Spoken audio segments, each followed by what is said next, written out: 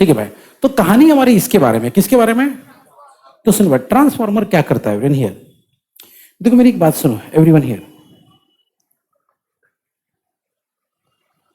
हमारे बिल्डिंग में जो पानी का टाकी लगा होता ऊपर, ओके, अगर वो टाकी का पानी, मान लो आपके बिल्डिंग में भाई एग्जाम्पल 100 फ्लैट है, तो उस टाकी से 100 फ्लैट को पानी आता है, बराबर है, ओके। लेकिन वो पानी टाकी में कैसे है? ऑब्वियसली नीचे से हमने उसको, मतलब नीचे भी एक टाकी है, ओके। तो क्या होता है एवरीवन कि भैया आपके बिल्डिंग में जो पहले पानी आता है ना, वो नीचे की टाकी में आता है, और उसके लिए थोड़ा एक मोटा पाइप होता है। मोटे पाइप से पानी आपके इसमें आता है, और अच्छा खासा फोर्स भी होता है उसका, ठीक है। फिर वो पानी वहां से ऊपर चढ़ाया जाता है, बराबर। फिर वो आपके फ्लैट्स में आता है, तब पाइप का साइज थोड़ा छोटा हो जाता है, ठीक है। अब आप कभी देखना है, शहर के बाहर जाओगे ना, कभी शहर के बाहर देखोगे आप, आपको पाइपलाइन दिखेगा, ओके, और लोग बोलेंगे अरे ये पाइपलाइन ना इस शहर में जा रहा है, ये पाइपलाइन इस शहर में जा रहा है। आप देखोगे ये बड़े बड़े पाइप रहते हैं एकदम। अब उतना बड़ा पाइप आपके घर में जरूरी नहीं है भाई, खत्म हो जाएगा, सब कुछ बह जाएगा। उतने बड़े पाइप का फोर्स आप बर्दाश्त भी नहीं कर पाओगे। तो उस पाइप को छोटा छोटा छोटा छोटा छोटा करके अल्टीमेटली जब आप घर के हाथ में, आपके घर में पहुंचता तो इतू सा पहुंचता है, बराबर। मतलब हमने क्या किए, बड़े से पाइप को कन्वर्ट करते करते करते करते करते करते इतनू सा कर दिया, as per your requirement. Transformer भी यही करता है इलेक्ट्रिसिटी के केस में। अब यार हम लोग ना एक रेसिडेंशियल एरिया में रहते हैं, थोड़ी दूरी पर है ना, मान लो एक इंडस्ट्रियल एरिया है, क्या है वहां बड़े बड़े मशीन्स लगे हुए हैं और बड़े बड़े चीजें लगी हुई है, हैवी हैवी इक्विपमेंट्स है। उसको ज्यादा वोल्टेज चाहिए, हमको उतना वोल्टेज नहीं चाहिए। कभी कभी ऐसा हो जाता ना कि भैया वो, अभी कुछ दिन पहले वो वेल्डिंग वाला आया था, वेल्डिंग वाला काम करके चला गया, वो उसने वेल्डिंग के लिए वहां से कनेक्शन लिया, उसने इतना ज्यादा काम कर दिया कि वो कनेक्शन ही जल गया, वहां का ट्रिपर जल गया, याद है ना तुमको, है ना? मतलब क्या है, क्यों ऐसा हुआ? अरे भाई वो वेल्डिंग की मशीन है, उसको वोल्टेज, हमारे घरों में उतना वोल्टेज नहीं है, हम लोग 240 पे काम करते हैं क्योंकि हमारे लिए उतना काफी है। लेकिन इंडस्ट्री के लिए वैसा नहीं, इंडस्ट्री को वोल्टेज ज्यादा चाहिए। इसीलिए एवरीवन हर एरिया के बाहर ट्रांसफार्मर रखे होते हैं। सुना है तुमने कभी? लोग बोलते हैं अरे यार ट्रांसफार्मर लगा हुआ है, ये ट्रांसफार्मर है ना, कवर करके रखते, उसको प्रोटेक्ट करके रखते। होता है कि नहीं ये सब? क्यों? क्योंकि जितना करंट आ रहा है ना, वो कभी टाटा की पावर देखे आपने, वो वायर देखे? वो जो कभी आप देखना है, देखिए आप मैदानों में, पहाड़ों पे आपकी नजर जाएगी ना, बड़े बड़े टावर लगे होते, उसके ऊपर से 4-5 वायर जा रहे होते। देखो हर जगह दिखेंगे आपको, वो टाटा के बड़े बड़े पावर हाउस, मतलब सॉरी पावर सप्लाईज है, हाई वोल्टेज ऑफ करंट उसमें से जाता रहता है। लेकिन उतना हाई वोल्टेज अपने को जरूरत नहीं है, तो शहर में वो सप्लाई देने से पहले ट्रांसफार्मर लगा के उस वोल्टेज को कम करते हैं। वो काम करने वाले बंदे को हम कहते हैं ट्रांसफार्मर। कहानी समझ में आई एवरीवन? अब हम लोग इसके डिटेल में घुसेंगे, ओके। तो क्या करता है सर ये ट्रांसफार्मर? इधर देखो जोर से एवरीबॉडी, यार फलक पढ़ो, जोर से फलक, जोर से। ऑब्वियसली ट्रांसफार्मर एक डिवाइस है, कैसा डिवाइस है? इलेक्ट्रिकल डिवाइस है जो कन्वर्ट करता है। क्या कन्वर्ट करता है? सुनो, लो अल्टरनेटिंग वोल्टेज को कन्वर्ट करेगा हाई अल्टरनेटिंग वोल्टेज में, हाई करंट को कन्वर्ट करेगा लो करंट में, और इसका उल्टा भी कर सकता। उल्टे को इंग्लिश में क्या बोलते हैं? Vice versa. लो को हाई में कर सकता, हाई को लो में कर सकता है, ओके, भले वो वोल्टेज हो या करंट हो। बात समझ में आया? यही वो करता है भाई, ओके। और इसी चीज को हम लोग अभी डिटेल में पढ़ने वाले। आगे बढ़ने से पहले ये ट्रांसफार्मर का एक आउटलाइन ही दिया हुआ है खाली। इस तरफ एक कॉइल है जिसको लिखा है पी। अब आपको ये मालूम होना चाहिए, प्राइमरी। प्राइमरी वो होता है, कल भी हमने देखे, जिसके पास सब होता है, बैटरी, की, रियोस्टैट, याद है ना? उस तरफ है सेकेंडरी। क्या है? सेकेंडरी, जिसके पास सिर्फ आउटपुट चेक करने के लिए हमने ये लगाया। सर ये कौन है? सर इसको कहते हैं लोड रेजिस्टेंस। क्या बोलते हैं इसको?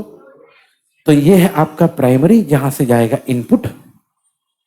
वो है आपका सेकेंडरी, जहां से मिलेगा आपको आउटपुट, और दोनों को कनेक्ट किया गया इससे, किससे? Soft iron core. देखो मेरी एक बात सुनो रही है, वैसे कल हमने सुना था, अगर आपने कल का लेक्चर अटेंड किया, उसके पहले के लेक्चर अटेंड किया, कल तक हमने ये सब यूज नहीं किया था सॉफ्ट आयरन कोर। कल हमने देखा था एक प्राइमरी होता है, उसके बाजू में, और काम चालू हो जाता है। प्राइमरी में करंट आएगा, ऑटोमेटिकली बाजू में इंड्यूस ईएमएफ आएगा, याद है ना? हाँ, लेकिन क्या है मालूम है, अगर आप ये सॉफ्ट आयरन कोर नहीं लगाओगे तो भी काम होगा, लेकिन भाई थोड़ा सा दिक्कत होगी। कभी ये बराबर से प्रॉपर इंडक्शन जाएगा, कभी नहीं जाएगा, कभी फ्लक्चुएशन होगा, कभी अटकेगा। तो भाई यूनिफॉर्मिटी लाने के लिए हमने बीच में क्या लगा दिया, यहाँ पे एक सॉफ्ट आयरन कोर, ताकि यहाँ का जो भी d∅dt है या यहाँ का जो भी चेंज है, उसका इंपैक्ट बराबर वहां पहुंचेगा। किसकी वजह से? इस सॉफ्ट आयरन कोर की वजह से। वो अभी हम लोग डिटेल में देखने वाले हैं। खैर, तो पहले ना एवरीवन मैं इसका कंस्ट्रक्शन आपको बताता हूं। ओके, पढ़ो भाई जोर से। ऑब्वियसली इसमें क्या है, सब बोलो। एक है, हाँ, और दोनों को एक दूसरे से अलग रखा गया। लिखा है, देखो क्या लिखा है, बोलो ना भैया। दोनों को थोड़ी ना टच कर करके दूर रखे ना everyone. Insulated from each other, थोड़ा सा उसके ऊपर इंसुलेशन भी मार देते ताकि दोनों अलग रहे। आगे, ऑब्वियसली ये जो कॉइल पी है, यहीं से क्या जा रहा है, इनपुट, इसलिए इसको क्या कहते हैं, इनपुट। और यहां से हमको मिलने वाला है आउटपुट। क्या मिलने वाला भैया? इसलिए इसको क्या बोलेंगे? तो पी हमारा कौन है और एस हमारा कौन है? वैसे याद रखना, पी कौन है और एस कौन है। चलो भाई, ओके। हाँ अभी इसको कॉइलिंग कैसे करके रखे, पढ़ो। हाँ, 2 कॉइल्स, देखो यहां का कॉइल अलग रखा गया, वहां का कॉइल अलग रखा गया, है ना। The 2 coils are wound separately, किस पे? On a laminated soft iron core. Laminated मतलब जिसके ऊपर कवर रखा जाता है। ओके, चलो अब ये तो हो गया कंस्ट्रक्शन। काम कैसे करेगा सर ये, पढ़ो। चलो भाई, देखो भाई, लेफ्ट हैंड साइड में प्राइमरी कॉइल है, और यहां क्लियर लिखा है, यहां पे हम लोग क्या देने वाले, एसी वोल्टेज यानी अल्टरनेटिंग वोल्टेज। पढ़ो भाई, व्हेन,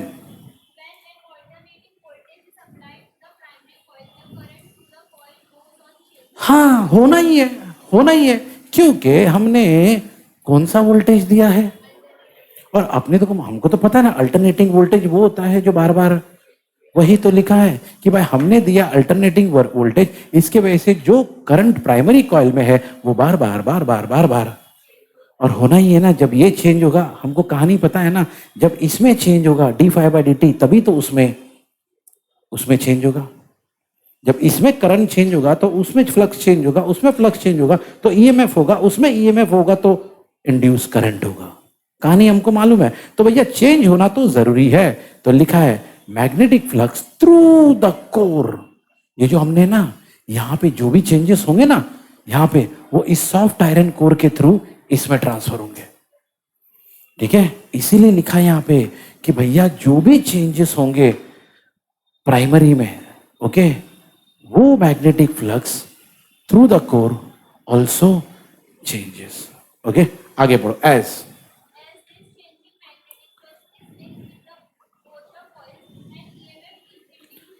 ऑब्वियसली एवरीवन, तो ये चेंजिंग मैग्नेटिक फ्लक्स की वजह से, यानी किसकी वजह से, इस d∅dt की वजह से क्या जनरेट होगा, ई को क्या बोलते हैं हम लोग एवरीवन, इंड्यूस ईएमएफ। तो फिलहाल ये इंड्यूस ईएमएफ कहां पे जनरेट होगा, दोनों कॉइल्स में। ओके, आगे।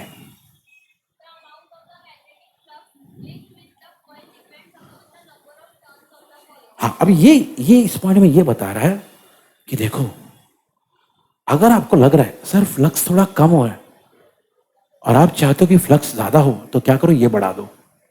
क्या बढ़ा दो, वो जो अपने नंबर ऑफ टर्न्स है ना, बढ़ा दो उसको, तो आपका फ्लक्स भी बढ़ जाएगा। तो अगर आपको भैया कम करंट चाहिए, कम मैग्नेटिक फ्लक्स चाहिए, तो नंबर ऑफ टर्न्स कम रखना, ज्यादा चाहिए तो इस पॉइंट में यही बता रहा है कि अगर आपको कम ज्यादा करना है ना, तो कंट्रोल किससे करोगे, नंबर ऑफ टर्न्स से। नंबर ऑफ टर्न्स कम ज्यादा करो, फ्लक्स भी कम ज्यादा हो जाएगा। ठीक है, चलो भाई, एवरीबडी हियर। अभी जब नंबर ऑफ टर्न्स की बात चालू हो गई, तो भैया एनपी कौन है, नंबर ऑफ टर्न्स ऑफ, और एनएस कौन है, number of turns of secondary, और फाई हमको मालूम है दोनों का मैग्नेटिक फ्लक्स लिंक्ड पर टर्न। एक टर्न पे इतना मैग्नेटिक फ्लक्स होगा, ठीक है, एक टर्न पे इतना मैग्नेटिक फ्लक्स होगा। तो टोटल मैग्नेटिक फ्लक्स प्राइमरी में कितना होगा? NP into five. कैसे सर? मैंने ये बात पहले भी बताया हूं। अगर मान लो 10 टर्न है, कितने टर्न है? 10। अगर एक टर्न पे मैग्नेटिक फ्लक्स है 2, तो 10 टर्न में कितना होगा? 2 इंटू 10। वही तो है, एक टर्न में पर टर्न मैग्नेटिक फ्लक्स कितना है, और प्राइमरी में कितने टर्न है? कितने हैं? तो भैया प्राइमरी में टोटल फ्लक्स कितना हो गया, सेकेंडरी में टोटल कितना हो गया? Common sense. बात सही है एवरीवन? ओके, चलो भाई, अभी हमको तो मालूम है E equal to minus D phi by D T. Faraday ने बताया, लेंज ने बताया, हमने कई बार पढ़ा। सब बोलो क्या लिखा है, बोलो जोर से। तो प्राइमरी के लिए इसको ऐसा लिखेंगे जोर से, और सेकेंडरी के लिए ऐसा लिखेंगे। लेकिन हमको मालूम है भाई फाइव पी, ये फाइव पी है, और याद रखना ये फाइव एस है। तो फाइव पी कितना है? जोर से फलक, एनपी इंटू फाइव। तो एनपी कांस्टेंट है बाहर, अंदर कौन फंस गया? D phi by D T, phi फंस गया। सिमिलरली ये पढ़ना flux equal to N S into phi. चश्मा नहीं पहना आपने, वेरी गुड। मोशिरा पढ़ो,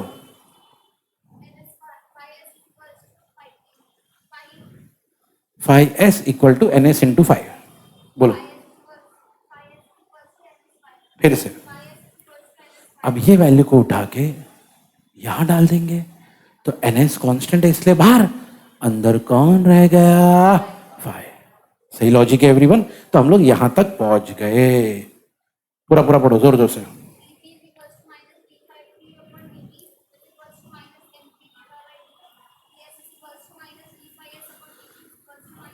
एवरीवन साथ साथ में लिखते चलो ना, तो भूल जाओगे। ये आपका 5p है, ये आपका 5s है। एरो एरो बना लो भाई, कौन सा बंदा कहाँ जा रहा है, क्या कर रहा है, सब बना लो, लिख लो, नहीं तो भूल जाओगे।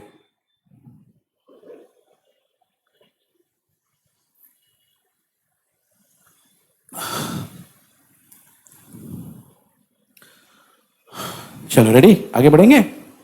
हियर, अभी सुनो मेरी बात ध्यान से। अभी ना सिर्फ इसको ही पढ़ना, ईपी ईएस। सोर समझिएगा,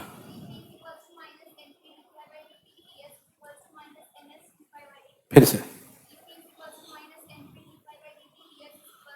सोचो, आपने अगर ऐसा किया, इक्वेशन 2 को 1 से डिवाइड किया, 2 को 1 से, 1 को 2 से नहीं, 2 को, मतलब ये ऊपर आएगा और ये उसके, तो क्या होगा? ईएस ऊपर ईपी नीचे, सही है।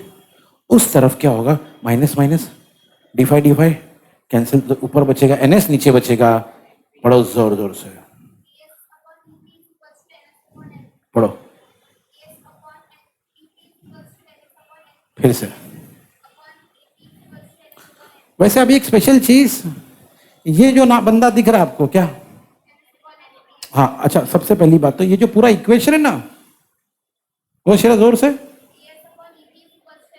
इसी को कहते हैं, मार्क कर लो मार्क कर लो मार्क कर लो, इंपॉर्टेंट है भाई। इसको कहते हैं इक्वेशन ऑफ ट्रांसफार्मर। और अब एक और इंपॉर्टेंट चीज, ये जो है ना, वो शेरा जोर से, इसको कहते हैं, इस रेशियो को कहते हैं टर्न्स रेशियो। आता है भैया ये टर्न्स रेशियो, इसका एक और नाम भी है ट्रांसफार्मर रेशियो। आपके पास है, देखो, टर्न्स रेशियो भी कहते हैं और ट्रांसफार्मर रेशियो भी कहते हैं। आ रहा हूं, ओके। अभी एक ही चीज सुनो भाई, हाँ, अगर हमको ये चाहिए, क्या चाहिए भैया? Ideal transformer. एक अच्छा परफेक्ट आइडियल ट्रांसफार्मर वो होता है जिसमें ये कंडीशन पूरी होती है। अब हर चीज का एक आइडियल होता है ना, हर चीज का एक परफेक्ट बंदा होता है ना? ओके, तो एक आइडियल ट्रांसफार्मर क्या होता है? जिसका इनपुट पावर और आउटपुट पावर इक्वल हो। जिसका इनपुट पावर मतलब जितना पावर अंदर जा रहा है उतना ही पावर। सर क्या मतलब इसका? भाई ट्रांसफार्मर में 2 पार्ट है, यह है इनपुट, यह है आउटपुट। जितना इनपुट जा रहा है उतना, हाँ, जितना पावर इनपुट में जा रहा है उतना पावर आउटपुट में जाएगा, निकला तो उसको कहते हैं। अब सबसे पहले पावर का फॉर्मूला मैं पहले भी बता चुका हूं, इलेक्ट्रॉनिक्स में या इलेक्ट्रिकल्स में पावर का फॉर्मूला होता है E into I, P equal to E into I. अगर पावर का फॉर्मूला E इंटू आई है, अब मुझे बताओ इनपुट की तरफ प्राइमरी है कि सेकेंडरी है, बोलो ना, तो क्या ये सही है? EP into I P. Sir P क्यों? अरे क्योंकि प्राइमरी है। आउटपुट कहां से निकाल रहे हैं हम लोग? सेकेंडरी से। तो क्या फॉर्मूला है? S into I S. Simple है एवरीवन। ओके, फिर एक बार बता रहा हूं पावर का फॉर्मूला क्या है? ए इंटू आई। बराबर, लिखते रहो, हर चीज लिखते रहो, हाथ चलते रहे, दिमाग चलता रहे। सुनो, इनपुट किधर है? प्राइमरी की तरफ है, तो EP into I P. Output किधर है? सेकेंडरी की तरफ है, तो E S into I S. तो हमको ये मिला। मुबशिरा पढ़ना इतना बस। अब थोड़ा सा इसी को शफल कर दो, मतलब ये ई इधर और आई उधर, आपको ये मिलेगा। बोलो क्या मिलेगा? फिर से फिर से। अब एक ही चीज याद रखना, ये इक्वेशन 4 है जिसमें ये मिला है, और इसके ऊपर एक इक्वेशन 3 था जिसमें ये मिला है। पढ़ो मुबशिरा फिर से। अब एवरीवन आप ही है ना, दोनों इक्वेशन के लेफ्ट हैंड साइड पे ध्यान देना। दोनों इक्वेशन का लेफ्ट हैंड साइड, तो राइट हैंड साइड भी तो सेम होगा। तो क्या तीनों को मिला के ऐसा लिख सकते हैं? पढ़ो, फ्रॉम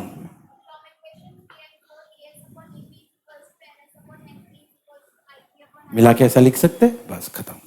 यही है एवरीवन ट्रांसफार्मर की कहानी, और कुछ नहीं है। ओके, अब इसमें दो वैरायटी होती है, एक स्टेप अप, एक स्टेप डाउन। ये देखो यहाँ लिखा है, बाद में बताऊंगा डिटेल में, अभी फिलहाल एक आइडिया दे रहा हूँ। एक होता है स्टेप अप ट्रांसफार्मर, एक होता है। सर क्या होता है सर स्टेप अप? अब मान लो सप्लाई आ रहा है 10 वोल्ट, लेकिन जो चीज यूज हो रही है उसमें चाहिए 50 वोल्ट। कितना आ रहा है? 10 वोल्ट। उस इक्विपमेंट में कितना चाहिए? 50 वोल्ट। बढ़ाना पड़ेगा ना, स्टेप अप। अब मान लो 50 वोल्ट आ रहा है, लेकिन उसको चाहिए, उस इक्विपमेंट को सिर्फ 10 वोल्ट चाहिए। ज्यादा दोगे तो ब्लास्ट हो जाएगा भाई, है ना। तभी तो कभी कभी मालूम है करंट जब शफल होता है, फ्लक्चुएट होता है, लोग क्या बोलते हैं? बंद कर, ये बंद कर, वो बंद कर, बोलते ना, है ना। क्यों भैया? ज्यादा आ गया तो उड़ जाएगा चीजें। तो अब आ गया 50 वोल्ट, आपको सिर्फ नीचे करना है ना, स्टेप डाउन, सिंपल। ये मैं बाद में बताऊंगा, जरा एक इंपॉर्टेंट काम।